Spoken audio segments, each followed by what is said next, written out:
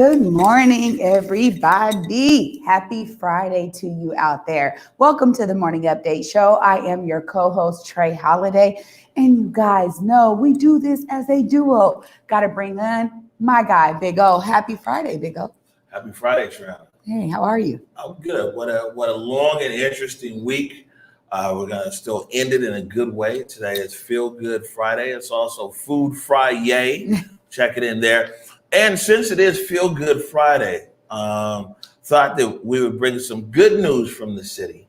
And so we have Dwane Chappelle, who is the director of DEAL. That's the Department of Education and Early Learning. They had a press conference yesterday, over 850 students in that program. That's the program where the tuition at Seattle colleges is free, where students graduate from Seattle public high schools and they go into that program there. So I thought, what better story for a Feel Good Friday than for us to talk to Director Chappelle? I love that. Oh, and also uplifting things that not a lot of people in this city are aware of. I know lots of folks heard about the announcement, but now to see the results, amazing. Yeah, and speaking of good news, Trey Holiday, these things are really humbling for me. People might, I'm a big guy, talk a lot or whatever, man. I'm a real kind of humble and sometimes even shy person. And so this is really an opportunity, as people hear me say, you look out the window to give credit and you look in the mirror for responsibility. So today's a good day for me to look out the window and give credit. It's named here 25 most influential people in Seattle for 2020. And so this is an opportunity for me to give credit to the incredible team that we have here at Converge, first of all, but then also to acknowledge all the people in Seattle that have been impacted by the protest one way or another, because that's the story. And so although thankful, thank you to Seattle Magazine for listing me as one of the top 25 most influential people, but very humbled, but an opportunity to say thank you, people like yourself, the rest of the people over here at Converge, and the citizens of our city. I love that. I think you're so right. A real thanks. And you are so welcome. Honestly, this is such a, team effort here. And I love that, again, this year, Converge is really getting that recognition. I think it really is a testament to all of our team. Absolutely. All right. Some other good news. Tomorrow at 3:00, it's going to be a reunion on Union at Communion. As That Brown Girl Cooks, Chef Christy Brown opens up the grand opening of Communion R&B restaurant is occurring. Well, how do I get this thing off here? Communion is occurring tomorrow. Are you able to lift that overlay? Yeah. There you go. All right. I couldn't get it off. You're up now. Am I? Yes. All right. I'm not seeing it in real time. So good. Let me refresh over here. So it's tomorrow, 3:00. They're doing the ribbon cutting. And I know everybody wants to be there. And for those of you who can't be there, we're going to be streaming it live right here. So anywhere that you're watching us Converge, you'll be able to see, you'll be able to watch the ribbon cutting. We're going to be streaming from, I believe, like 2:30 to 4:00. This is a big day tomorrow for the Central District, for the city. I mean, man, for Black business, for Black Girl Magic, some everything. Huh? Absolutely. I will be there live in full effect. I can't wait because, again, we always talk about how Seattle was, especially the Central District, so rich of cultural hubs, of places to enjoy good music, friends, family, great neighbors, your whole community. And Communion R&B is going to be doing exactly that. I'll just say that, brown liquor with Damon, man, he's got some amazing cocktails also. So it's a great lounge place and it looks phenomenal. I'm so excited for tomorrow. All right. Don't get too much of Damon's brown liquor up there. Right. Hey, the best thing is, so I saw Chef Christy Brown the other day, stopped by there, and I said, hey, we was talking about you guys on the show. And I was like, I told everybody they got to pay the fee. Don't be going to communion and asking Chef Brown for no discount. I was saying, matter of fact, make sure that you tip well and some everything else. We want to support this business. This means so much in our neighborhood because, we talk about signaling. This is very much a signal. People thought that Black people was done in the Central District. It was all that our culture had moved away. That there was no business there and everything else. And this restaurant opening, Communion on Union, kind of is a signal that, okay, maybe I can go back to the CD as well. Absolutely. It really is a showing of that resilience and so many people and the efforts to actually have affordable commercial spaces in Liberty Bank building. Again, testament to Africatown Community Land Trust working with those for-profit developers. But a lot of this stuff really doesn't happen without that movement on the ground. Agreed. Right.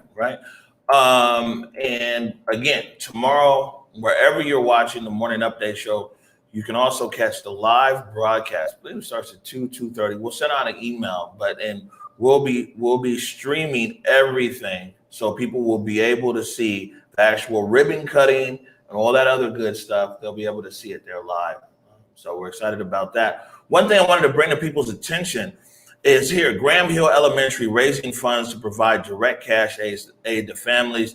Graham Hill Elementary, I think it's over in the Seward Park area. This is an article that's up on the South Seattle Emerald.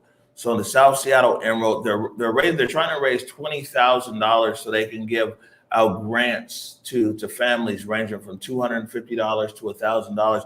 I mean, man, COVID is real, and the impact that it's taken on families and students is undeniable. So this is a really good effort. Let me put it right back up here again real quick. You can go to South Seattle Emerald, and you can find out ways that you can chip in, basically, for the fundraising efforts there. Let's help support these families at Graham Hill Elementary. Absolutely. I mean, this kind of support is needed across the board. I'm happy to see these efforts happening that are, really aiming to have direct cash assistance into families' hands. That's what it's about right now. Man, but this is the neighborhood stimulus. You see what I was saying? Like a lot of people are looking to Washington, D.C., and of course it's whatever.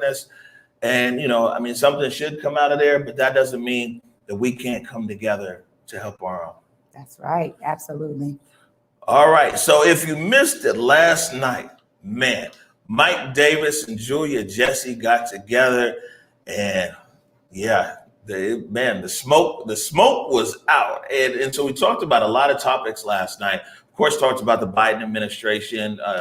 Our show aired last night right after that interview with Biden and Kamala Harris on CNN. So we talked about Biden administration, talked about what's going on with this transition with Trump, but also what came up was Obama's comments about defund. We talked about this at length yesterday. So we're not going to talk about it at length, but this is Mike Davis, and he's a writer for the South Seattle Emerald. And, it's important. We play these different clips from different people. And also I got some feedback we'll play on Monday for people who are like, no, Obama did this, and that. So it's cool. So we'll give that some airtime too. But it's important. People in Black community all got different opinions on things. But this is Mike Davis last night, and he was bringing a lot of smoke. This is who Barack Obama is. This is who he always was. He's one of those Black dudes that thinks that you can talk about race relations in America without offending white people. That is impossible to do. And if you're going to sit here and try to talk about race and not offend white people, you might as well just keep your mouth shut, because nothing that you're going to say is ever going to be effective. But I'm not surprised that this is his stance, because this is who he is and this is who he's always been. Barack never was willing to lecture white people.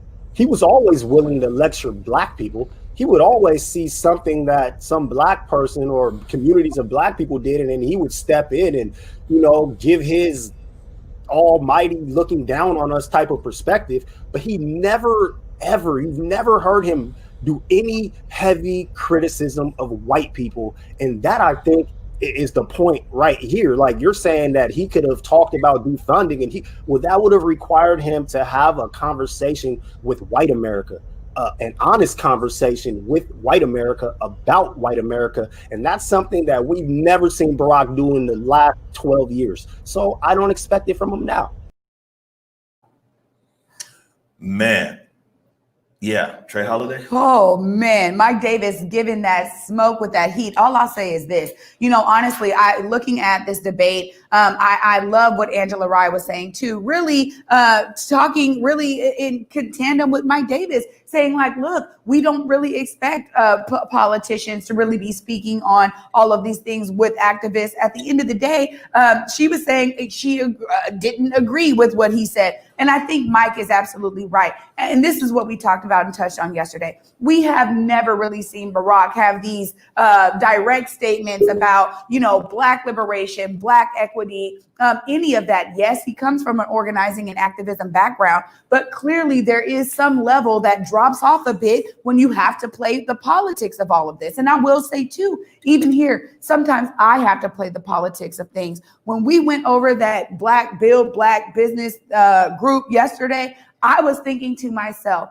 Seattle is always in a thing with the Black community where you have a lot of young folks on the ground. Maybe it's a younger movement. And for some odd reason, these gatekeepers that we keep talking about that have not really brought about any real wins into Seattle, they continue to want to establish their own groups, their own coalitions, their own wings, doing meetings with the mayor. A lot of those names that were mentioned in that group are all people that are on the mayor's task force. So when I'm hearing this about politics, and there are certain people that now want to be, doing politics and doing Black, educating politicians in Olympia for the Black agenda, I'm always questioning myself and say, this is exactly what we saw in the streets. We saw people getting out there. We saw people protesting. We saw people sharing their opinions, using their voices. That collective voice, that collective action, that collective people power is demanding change. It's not going to stop. And it's not going to stop with gatekeeper groups either.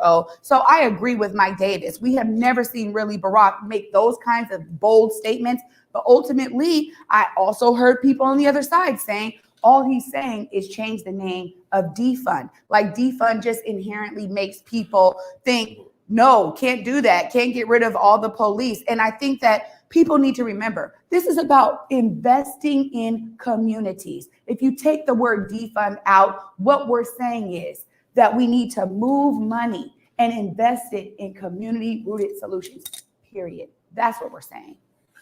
Well, I thought Mike Davis was bringing smoke, but geez, man, you must have had the extra espresso shot today, huh? You know, went from Obama to WBBA to local politics, back to Obama.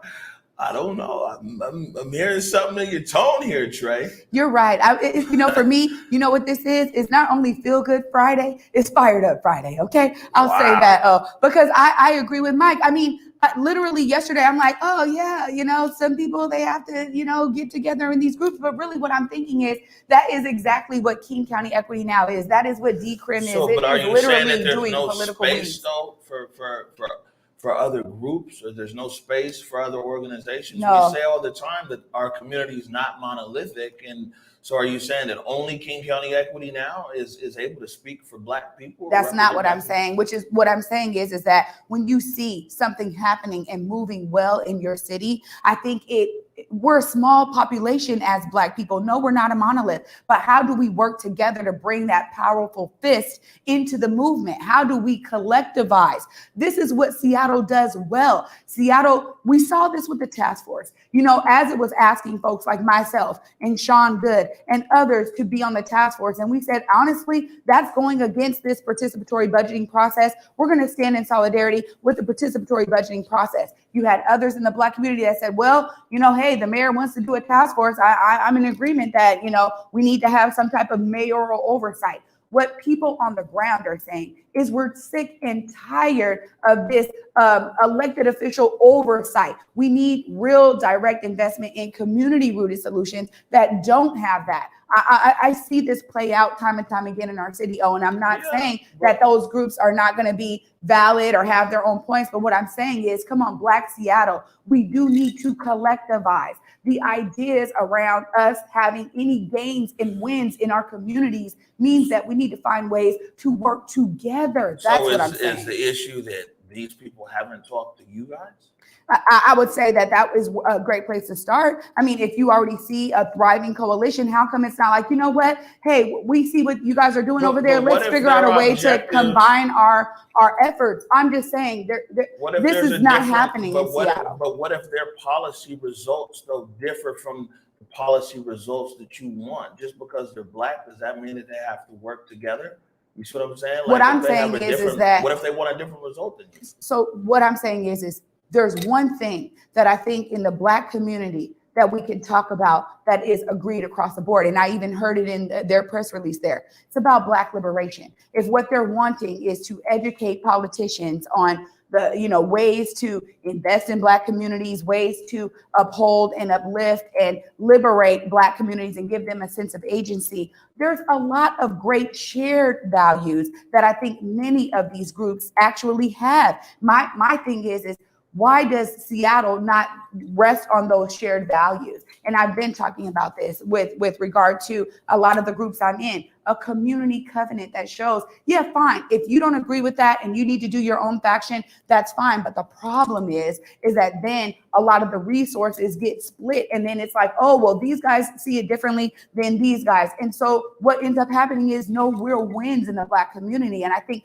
Black community in general is tired of that. It's tired of the gatekeeping. It's tired of these backdoor deals with the mayor or any other elected officials. It's tired of folks like that, maybe folks that are not as maybe plugged into this larger voice that then get to go to Olympia, speak to these little legislators, speak to these representatives, speak to these people in power and say that this is what the Black community wants. Well, how plugged in are you with other groups? And so this is why I think this collective voice and the widening of that kind of net to say, look, we need to find ways to work in some type of solidarity. I'm just saying I've seen it play out time and time again, and the Black community is still in the same boat. I do not want the next 10 to 20 years to be shaped the way the past 10 to 20 years was, with that kind of competition basically in the Black community.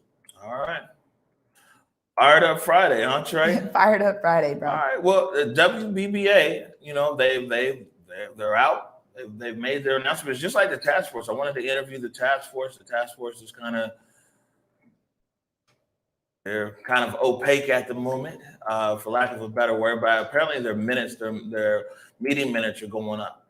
They've had some inhibitions about talking directly to media with the mayor's task force. And so talk to King County Equity now. Try to talk to the task force. Talk to WBBA. You try to talk to BLM. I mean, this platform right here has been open to all of the groups. So WBBA, you know what I'm saying? More than welcome here on the Converge platform. Definitely want to hear thoughts and ideas of how you propose things move forward. Whew. Woosah, man. Woosah. Okay, Trey Holiday. Man, you know what? This is a perfect transition because I already see the director is back there in the green room, and it's Feel Good Friday. And Director Chappelle is going to bring us some feel good news. Oh, yeah, can you help me out, please? And please bring up Director Chappelle. There he is. Good morning, sir. Good morning. Good morning. How are you? I'm doing good. You see, it was a lot of smoke on the set, so we're gonna get right to your good news, so we can transition the energy. Saw you yesterday, Director Chappelle. You're the director over at DO, which is Department of Education and Early Learning.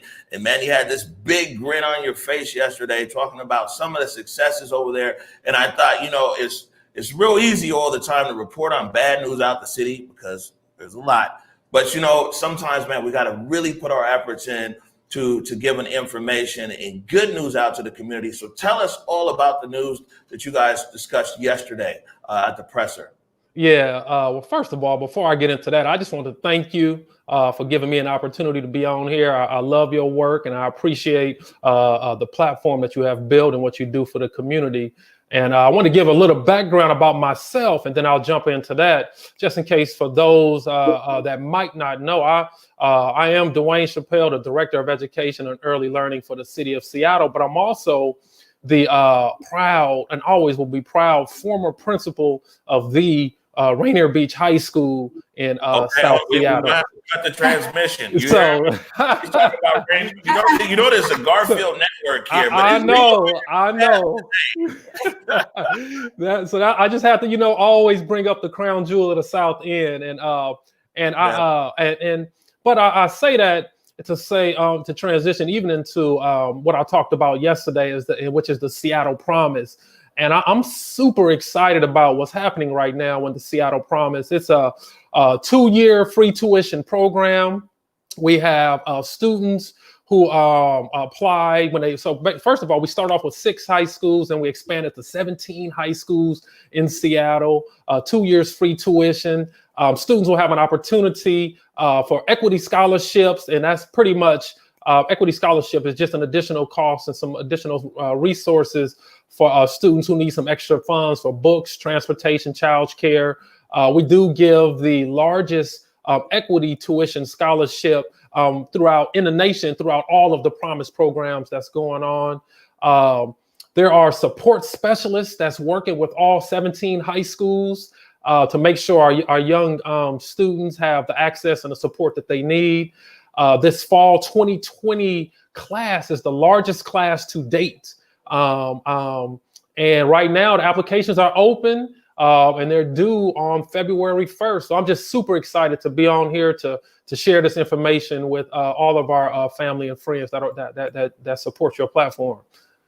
All right. So, you know, this is the Black Network. So we finna bolt it on down to Black folks here. Now, 63%. And well, first of all, before I say that, again, congratulations. And you're doing great work over there, Director Chappelle. 63% of the people in the Seattle Promise program are people of color. Black people make up 18%. And, you know, the thing is that still Black people make up 7% of the population here in Seattle, 18% of that program. But, you know, for all the bad things in Seattle, Black people are disproportionately represented. For, you know, we hear Black people disproportionately represented this and that. How can we get Black people disproportionately represented in Seattle Promise? You know, that's an amazing question, and I appreciate you calling out the data, because something that we take pride in, really, and from our FEP levy, is we're building a college-going culture, and we starting it with our youngest learners. I'm talking about preschool, our 3 and 4 year olds. And we're making sure that even starting there, that when students graduate from high school, that they can be college and career ready. We're looking at and investing in more diverse educators. And I say that to say, because the reality is we want students to who look like me and you and my sister right here and Brother Mike that was just on here, to see themselves when they're in these classrooms and to have supportive adults who reflect their same experiences. I'm a HBCU grad, and it was nothing like walking around Grambling State University. Yes, sir. And seeing my professors who look like me, right? But it starts at a young age, and it starts with being very intentional. As I mentioned again, you know, we have the Promise support specialists who are at the schools being very targeted, working with the counselors, the teachers. And, you know, I want to actually, you just made me think about something. You know, when I was the principal at Rainier Beach High School, and this is going to how do we get more Black folks and Black and our Latinx brothers and sisters into the program, you know, our teachers bought in to saying, you know what, we're going to make sure that my language arts teachers were saying that they pretty much, you know, asked and made sure that each and every student applied and for the Seattle Promise program back then. And it was just really just being targeted, being intentional, and making sure that you have those that are working with the students on a day-to-day basis, giving kids these opportunities and letting them know that there's support here. And I'm just super excited about it, because the more, as the longer we go, that 18% is going to grow even to higher than that, because at the end of the day, I want to make sure that each and every student, when they graduate from high school, they have options, whether it's a 2-year, 4-year, or some type of apprenticeship program. We want to make sure our young scholars are going to have an avenue that's going to be able to create them the career that they want to go to. Absolutely. And, you know, I just got to say, because you said HBCU, you know, I'm over here repping Howard U. You know, my guy, come on, tell him where you're repping. Elizabeth City State. You know, Okay. Mama wanted me to go to Graham. My mama loved Eddie Robinson. Yeah. She wanted me to go to Grambling State so bad, man. I actually visited out there one time. Yeah.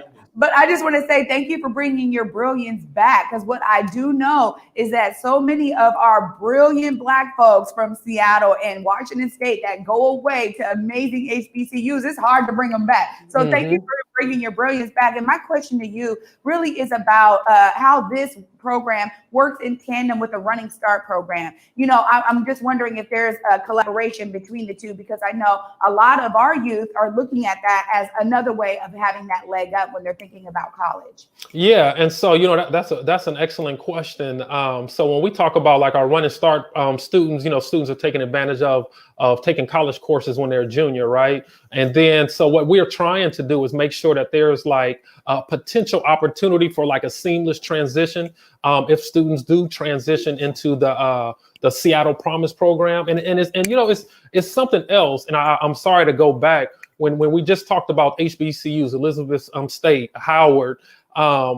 Right now, since I've been here with the city, we've worked with Seattle Central, Dr. Sheila Edwards-Lang, and I'm not even sure if many folks know about this, but when students graduate or when they finish a certain amount of courses at Seattle Central College, whether it's through Running Start or the Seattle Promise, Seattle Central actually has a partnership with maybe with a few HBCUs, Southern, Wilberforce, I feel like maybe Alabama State, but there are several HBCUs that students will automatically be accepted into because of just the opportunity that exists out there. We know that our young scholars that look like us would thrive in environments that continue to support them.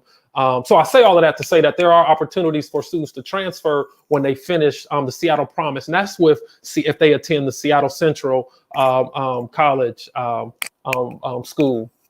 Man, this is the good news continues. I had another question for you here. Yeah. Really, it's kind of a follow-up of yesterday. Yesterday, I put I won't really call this a hot seat because she came ready for the answer. She didn't know I was going to ask this. But what Superintendent Juneau said was that graduation rates for Black males is up 8%. And so I asked Superintendent Juneau, what's the intentionality of the things that you're doing, whether she's doing there, the school is doing, particularly for these Black students to be able to raise this graduation rate? And she listed off a bunch of different things, and it was good to hear that.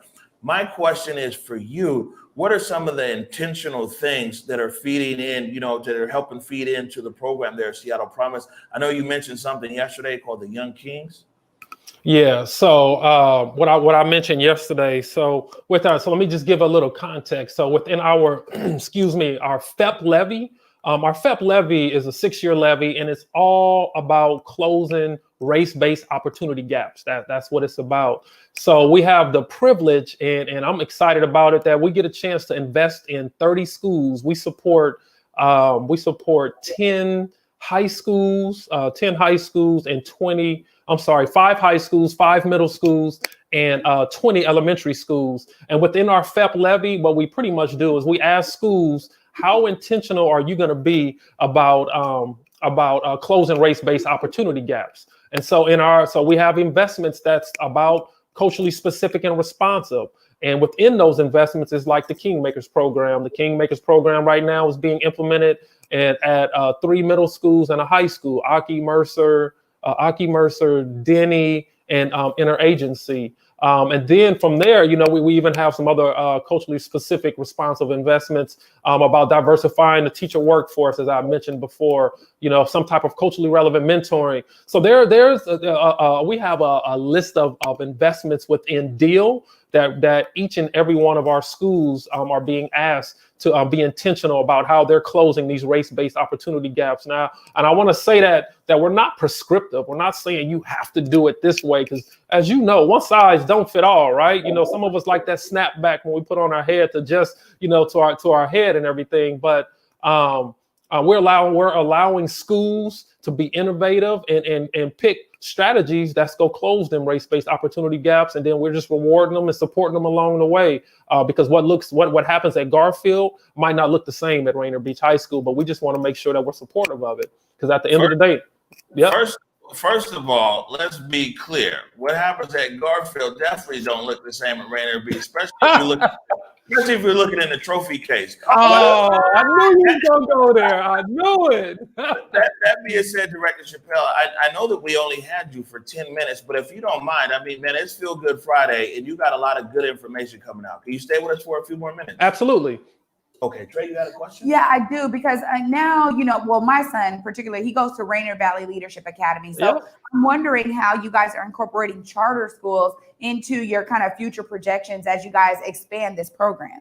Yeah, so that's great. Right now, what we're doing is we're doing a race and equity toolkit right now for the Seattle Promise, and based on the outcomes of that, there are going to be some recommendations on how we shape and build the program from there. We're in its infancy stages, right? We're a 7-year levy. This is our first true year of implementation, and as we start to grow, I anticipate that there will be more opportunities for us to include, other schools, but we're still looking at those informations right now. I can tell you, Rainier Valley Leadership Academy, they have an amazing leader over there. I know that all of schools in Seattle are eligible to apply for our funds, and so there's always going to be opportunities for partnerships. But right now, for the Seattle Promise, it is limited for the Seattle schools, public schools. But as we kind of get into more of this understanding of in our infancy, basically building off what we've learned, I anticipate to see something grow from there. Yeah, you are right. The leader over there is amazing. Bayon Coleman graduated with me at Garfield. I'm just, you already know. But you know what, Director Chappelle? I don't know how often that you actually get to do interviews where we can kick it like this on air. So hopefully you're having a good time with us over here at Convert. I love it. I'm loving it. Fired Up Friday is what it is, and I appreciate it. And it's interesting because the community is not only is it so small, but we're so supportive. It was great seeing Brother Davis on here a few minutes ago, just seeing, because knowing him and his family and everything. So love it. So I have a question here. Eons and eons ago, when I was playing football at Garfield and was kind of lightweight getting recruited, one of the things, had a real good coach Stewart. One of the good things that he did is, one, it was the messaging was the same. Like, hey man, we got to take PSAT, SAT, or it's a no-go. But man, the coaches reached out to all the parents or guardians and also telling them, like, hey, you know what, your son has an opportunity to go here on a football scholarship, but you know what, he needs to study, this, pass this, pass this, pass that. So in the home and also at the school, it was the same messaging. Coach Stewart did a real good job. But actually, that senior year there at Garfield, all of us, every single, all the seniors who played football ended up getting some kind of scholarship. But it was his very intentional actions to do that, but also was looping in the home. And so when we talk about Seattle Promise and trying to move that 18% Black participation, what kind of things are you doing or recommend even to our viewers? So man, we can start echoing this to our students and say hey, you have an opportunity to go to college for free, but we have to do X, Y, and Z.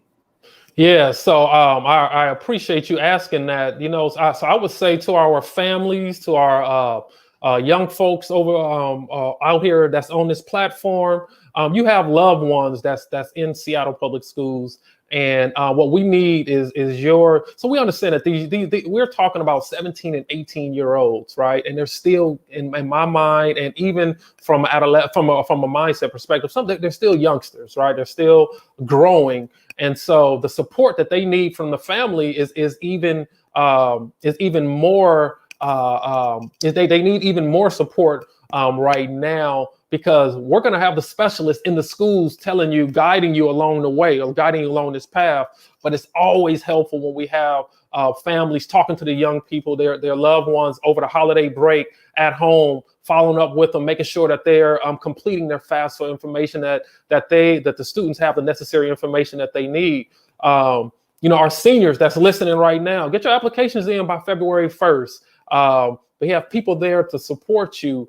And families, I also just want to encourage you to put your hand on your loved one's back, give them a gentle push, nudge them a little bit, and just know that there are some things from you that they're going to need. You just mentioned FAFSA. You just mentioned information. When it comes to filling out the FAFSA, there's parent information that's needed, and we have support specialists there to guide you along the way. Because at the end of the day, sometimes it could be a lot.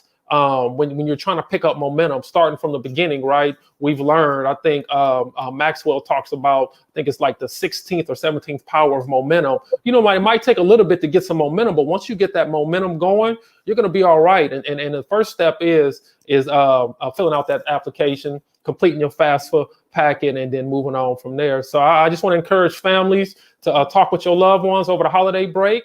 And make sure that you are in the loop of what information that they need, because we're going to support them at the schools. And it just, we can tag team. Just the schools can't do it alone. It's a community approach.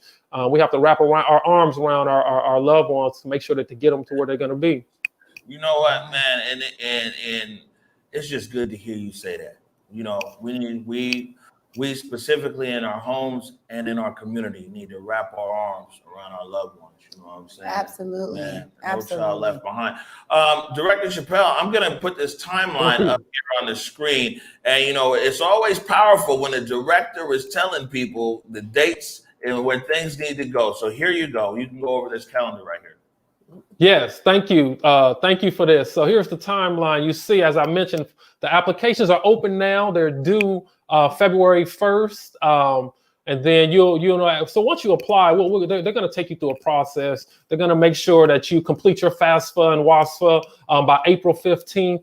And then they want to make sure your whole packet is done by June 11th, because what happens in the spring, you're going to have to do a Readiness Academy. Those are the dates for the Readiness Academy. And then there'll be a summer bridge. And it's nothing like having some time in the summer to walk through your classes, make sure that you're registered, make sure you have all the books and everything that you need. So when fall comes around, you'll be ready to step into those classes, whether it's virtually or in person in September.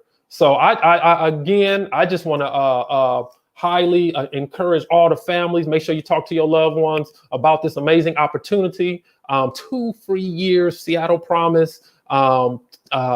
And I just want to thank you again for this opportunity to be on your platform and what you've created and what you've done for the community. So thank you guys again, and you have my support. And I look forward to coming back sometime soon to figuring out how we can partner with each other.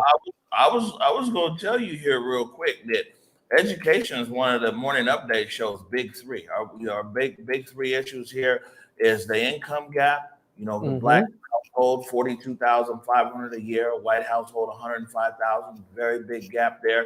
The decline in home ownership through the gentrification and displacement. Yep. No home ownership means no generational wealth. When we start no generation. The third thing is the educational gap that's here in the city of Seattle. So Director Chappelle, you are now tied to hand. We're on your hip, because you are one of the pillars of the big three here. But the best thing is Converge isn't here to criticize you, brother. We're here to help get the word out, to uplift about education, to get as many of our young people in these programs. So what that means is you got to keep us in the loop, Director Chappelle. If there's anything that we can do to be getting the word out to parents, to students, to people in our community, man, just a phone call and an email away. Thank you, and I look forward to seeing you soon. All Appreciate right, it. Bill, have a wonderful day. Okay, you too. Bye-bye. Man, that's so great. I mean, look at what we're doing right here in our city. I love it, because we do need real solutions for college acceptance, period. I mean, our young folks have been in decline. So I love seeing these rising numbers, Omar. It makes me excited. Yeah. And, it's, man, Director Chappelle is just, he's just committed to it. As a matter of fact, I think he was reappointed earlier this year. And a lot of people in the community really like Director Chappelle. Brings a lot of good energy. A fabric of the community. He's like, look, I'm here, went to HBCU, came back, brought it back. Yeah, we ain't gonna let that Rainier Beach thing hold it back. Oh man! So we have a bit of a short show today, and actually we had a food Fri-Yay, and we're gonna put that online today, but we're gonna play food Fri-Yay on Monday. Looks like just wasn't uploaded in the system. Yeah, it's not there right now. But before we transition to the ending of the show here, though, Trey, is there anything that you want to share with the general public? I just want to share this, and I think that when we talk about the community being a monolith or not, when we talk about, what some of the things that we really talked about this week, just kind of summarizing a lot of that, I want to say to people that there's always spaces and places for you to bring your brilliance, right? And that's very clear. I think when we see something like the WBBBA and something like King County Equity Now or Decrim Seattle or Solidarity Budget, their Green New Deal, there are so many amazing coalition style movements happening right here in our city that, again, there is a wide variety of things for you to bring your brilliance into. And I just want to encourage people out there to understand that this work doesn't happen without you. It doesn't happen without your brilliance being brought to the table. Again, what we saw here in this summer with this swell of this people's voice, you are a part of that. You are the people. So bring your voice into it. All right. And man, this was good because I thought we were going to end the show and we weren't going to play this clip. And then you brought your brilliance into it and bam, here it is. I found the clip here, which is great because it's food Fri-Yay. And man, you got to start hanging with Nikki Barron because Nikki Barron shoots all these episodes. But this was good. They always bring me back something to eat, by the way. I know. But Good Day Donuts. Stop by Good Day Donuts. Checked in over there. The donuts was fire. I thought they were going to be all mine, but of course Bobby Stills and those guys jacked me for them. But here's our Friday Feel Good Fri-Yay. Yeah, Good Food Fri-Yay. I'm pressing play.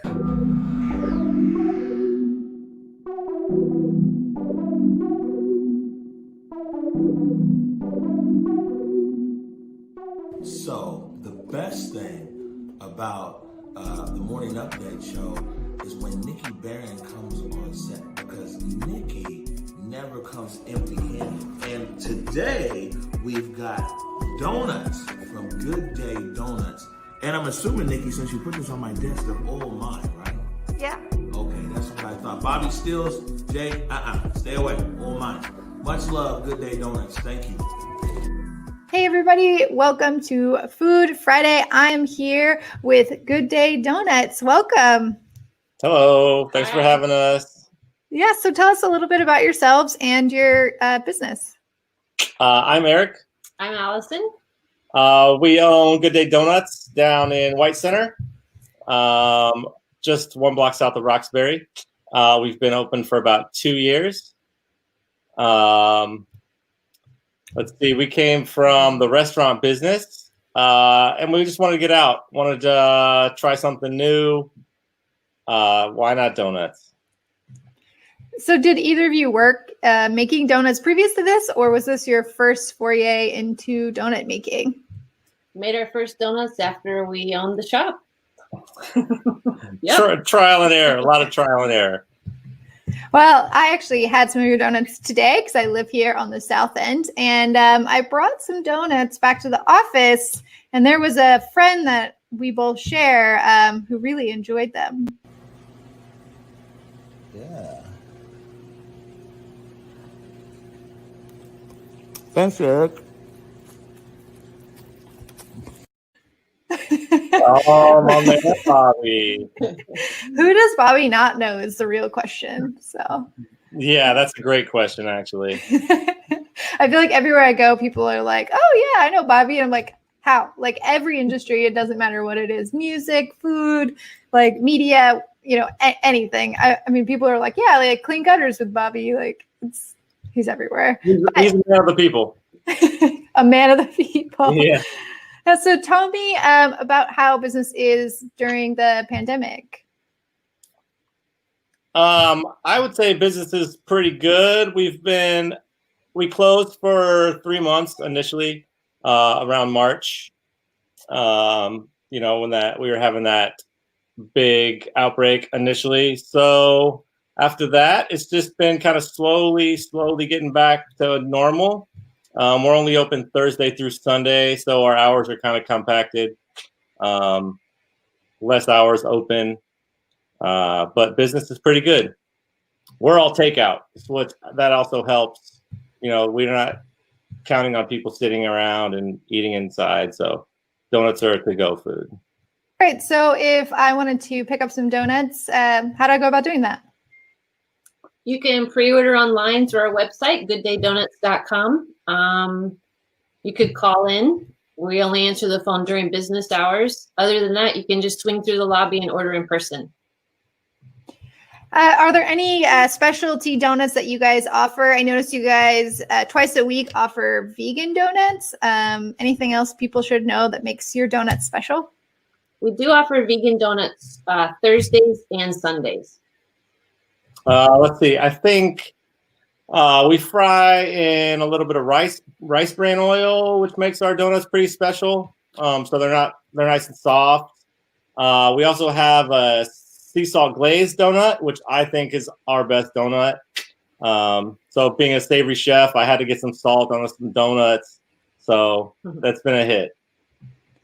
Yeah, I had I just got the assorted.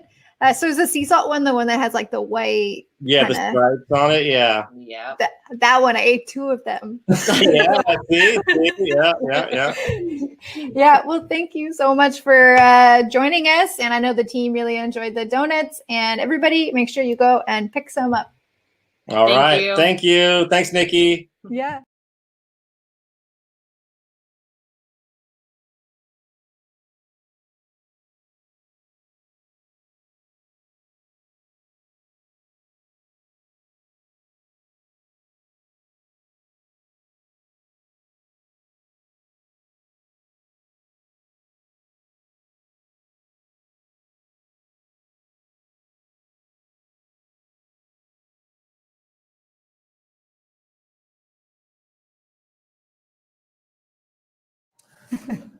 Yeah. So sorry you didn't get none of them donuts. Yeah, man. I want the sea salt glaze, man.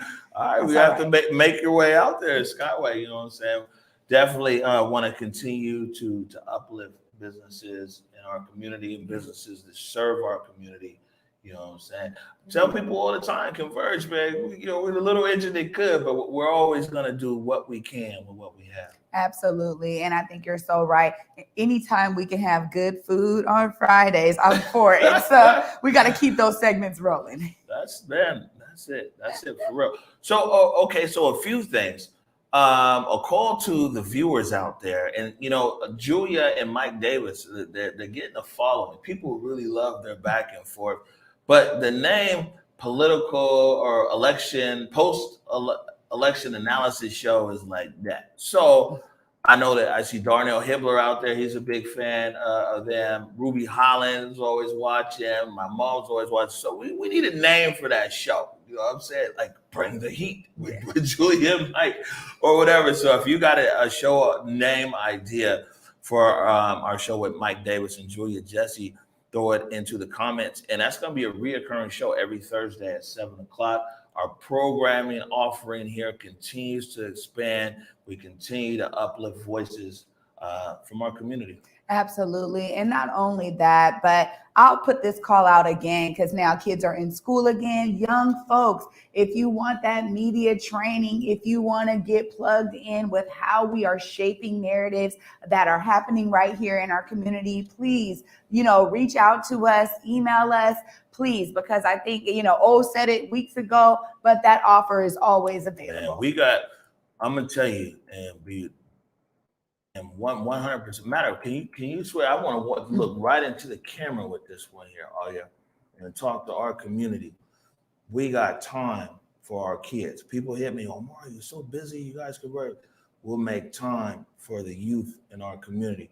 If you got a teenager there, a young adult, even younger, that has an interest in media, in photography, in podcasting, man, email me directly, omari@whereweconverge.com. We have time for young people in our community. My mom always said, if we don't take time for our kids, guess who got time? The King County Sheriff and the jailer. They got plenty of time. So you know what? It's not gonna come to that. We're willing to do our part. Ain't nobody got to give no money, no nothing. Send your kids down here. We got time for them. Real deal. Absolutely. And I thought it was so fitting with Director Chappelle that was on today. I love seeing all of the ways that we are here for the kids. That's it. All right. Anything else, Trey? You know what? Make it a great weekend. I know I'm going to be grubbing tomorrow. I know you're going to be grubbing tomorrow. I'm ready for that. Man, that's it. Catch us tomorrow, starting at 2:30. Anywhere you're watching the Morning Update Show, we're going to be live. Man, it is a reunion on Union at Communion for the ribbon cutting of Communion Restaurant and Bar. Again, hats off to Chef Christy Brown. We're going to be there. Support Black business. You can go online, Communion Seattle, and check it out. You know, get food ordered, delivered, pick up, everything else. It's going to be on and pop it. It's Friday. I want to again take this opportunity to say thank you to our viewers. Thank you to our supporters. We wouldn't be here without you. We appreciate you. As far as the Morning Update Show goes, until Monday at 11 a.m. Peace. Lift every voice and sing till earth in heaven ring with the harmonies of liberty. Let our rejoicing rise as the listening skies. Let it resound loud as the rolling sea.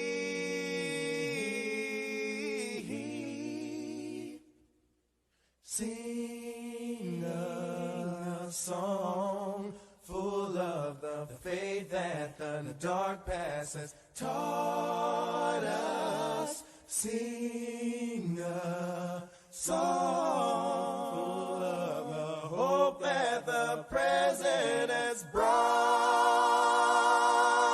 us.